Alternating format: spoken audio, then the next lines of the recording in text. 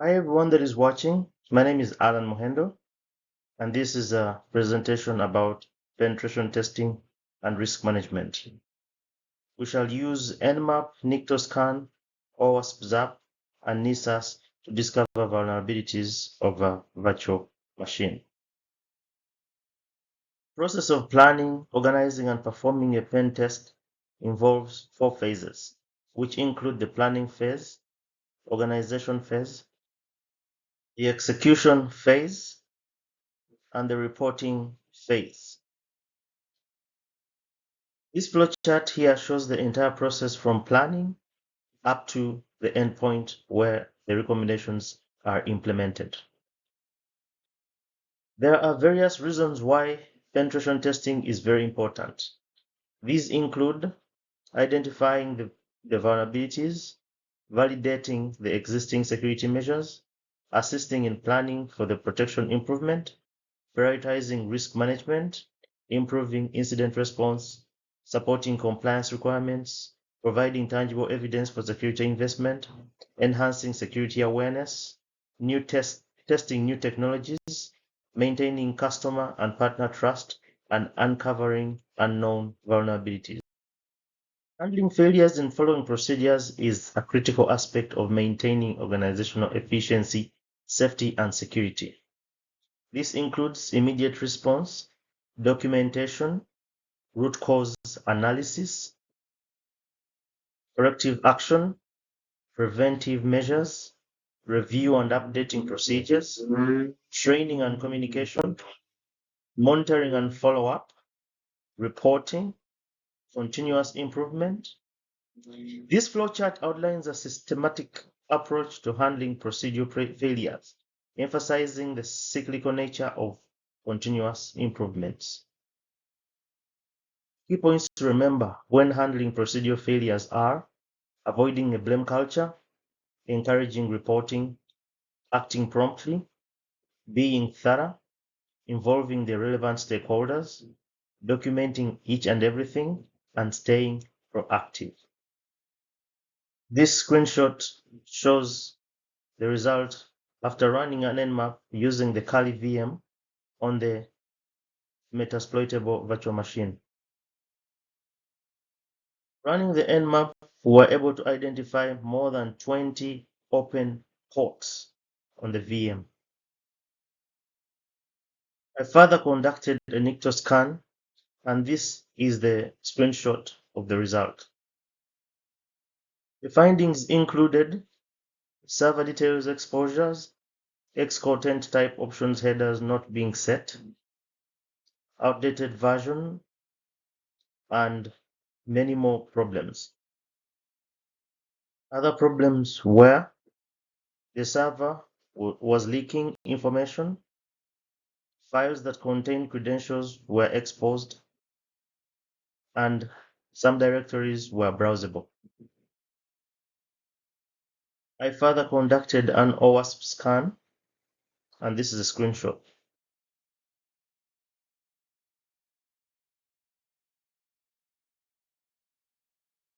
These are the findings, which include hash disclosure, absence of anti-CSRF tokens, content security policy header not set, directory browsing, missing anti-clickjacking header, and many more. Others included private IP disclosure, server leaks, information disclosure, debug error message, X-content type options header missing, authentication request identified, user controllable chassis, and many more. I further ran a Nessus scan against the Metasploitable VM, and this is a screenshot.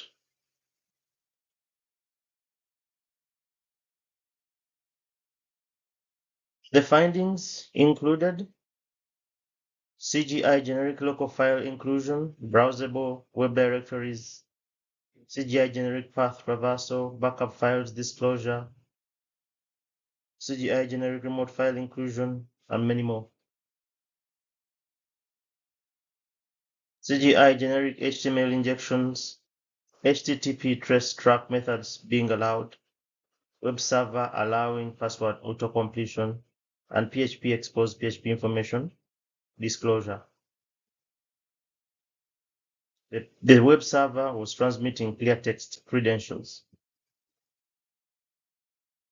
Risk assessment and gap analysis based on the scans and the current trends in cybersecurity. What is gap analysis? This is the identifying of the gaps between the current state and the desired state based on the cybersecurity best principles and practices. These include vulnerability management, access control,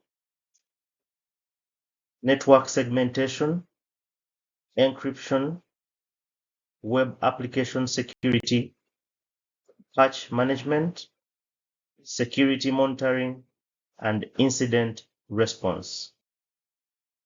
The current cybersecurity trends to consider include zero trust architecture, AI and machine learning, cloud security, Internet of Things security, supply chain security, ransomware preparedness, remote work security, and DevSecOps. The countermeasures to solve these vulnerabilities will include patching, implementing a firewall, updating the softwares, implementing input validation, using prepared statements, and implementing strict input sanitization. The cons to this would be the downtime required for patching. The firewall may require tuning and to avoid false positives, may require significant code changes, potential for application breaks if not done carefully, and thorough testing may be required. Other countermeasures would include implementing strict file path checks, using whitelisting for file inclusions, implementing output encoding, using content security policy, disabling PHP info exposures, and configuring the server to minimize information disclosure.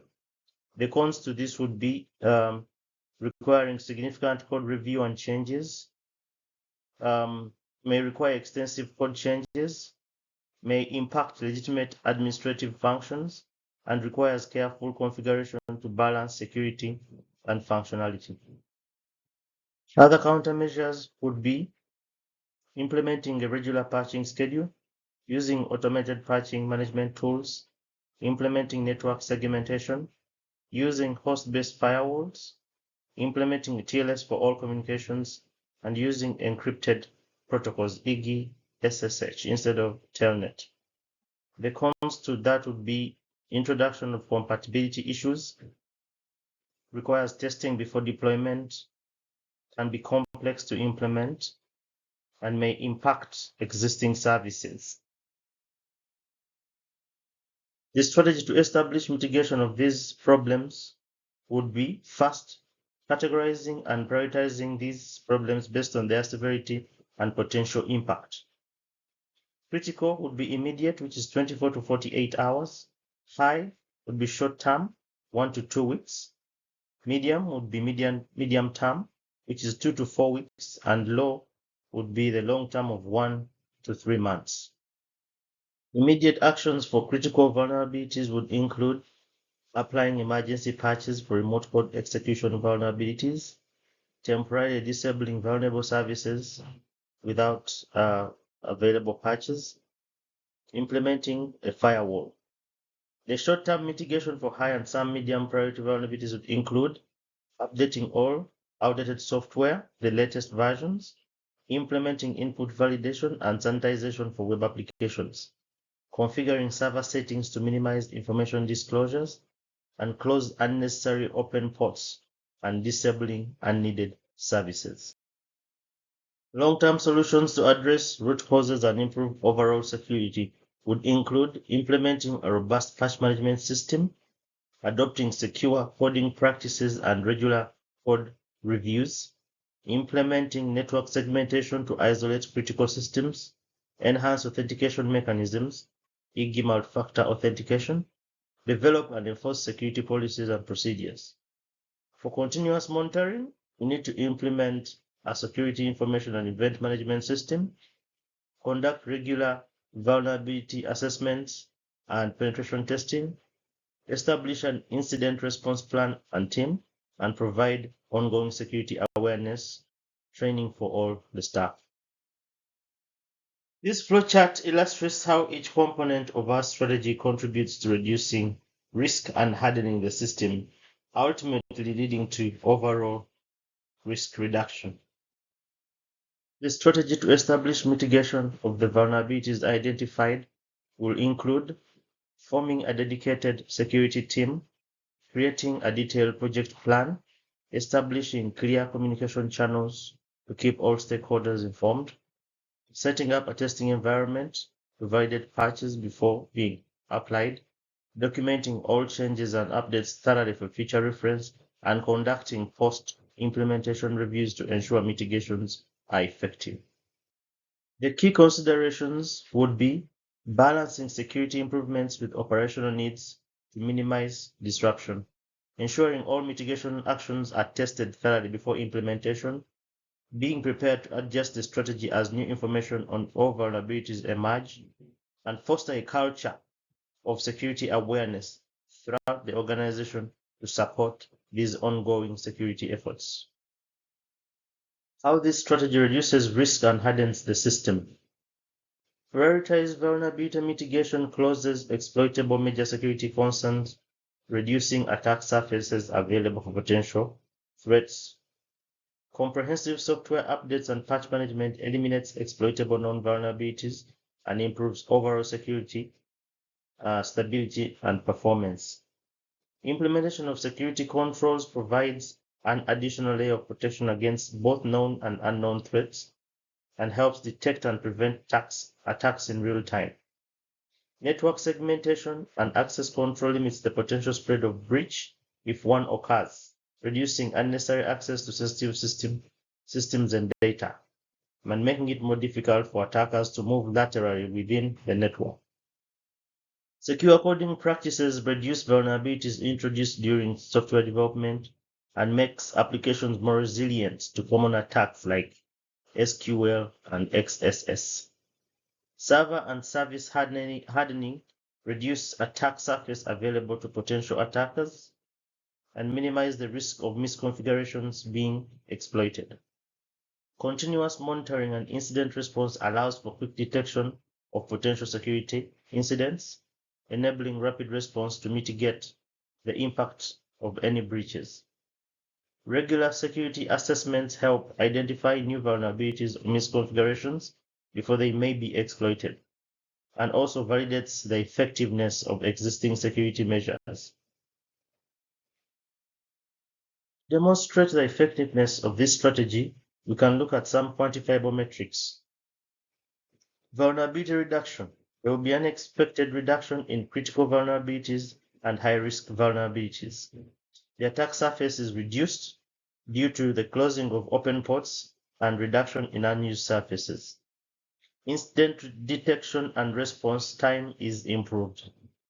There is security posture improvement, and there is user awareness as the staff are trained and they understand the risks.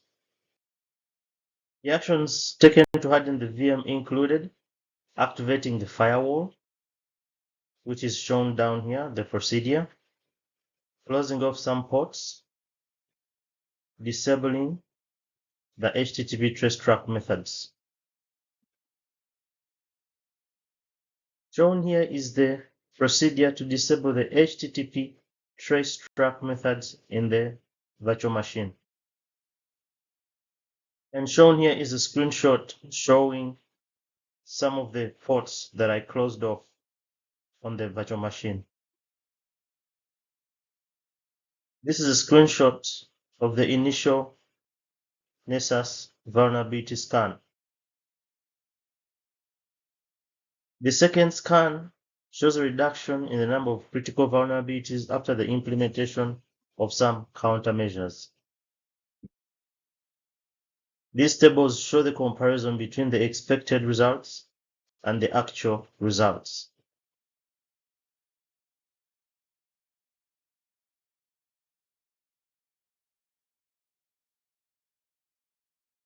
Reason for implementing these changes: cost, expedience, and criticality. The choices to implement specific changes like firewall activation, closing open ports, and deactivating trace track methods are based on several factors, including cost, expedience, and criticality. Firewall activation. The rationale behind this is a firewall is a fundamental security measure that acts as the first line of defense. It's highly critical as it can prevent unauthorized access attempts and protect against various network-based vulnerabilities. The cost is low because most operating systems come with an inbuilt firewall. It's expedient to implement it as it can be activated and configured quickly, providing immediate protection. Closing open ports. The rationale behind this is that open ports are not necessary for system operation, and they represent potential entry points from attackers. This is a highly critical and it directly reduces the attack surface of the system. The cost is low, and it involves configuration changes rather than new software or hardware. The expedience is medium because while closing individual ports is quick, identifying which ports can be safely closed may require some analysis. Deactivating the trace track.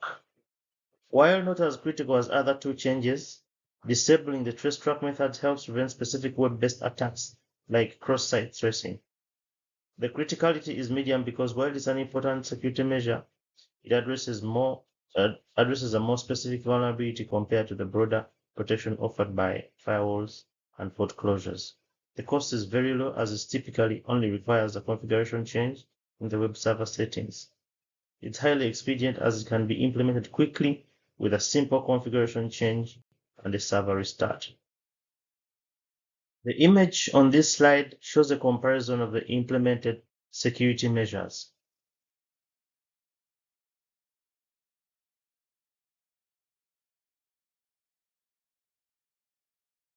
The lessons learned during this whole process can be summarized below as being balance between security and functionality, importance of baseline assessment before implementing any changes, incremental approach is key, documentation is very crucial, and testing after each change is very important.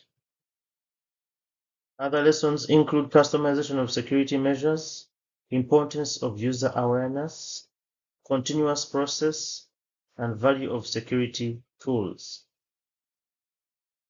Given here are some of the references used for this presentation. Thank you very much.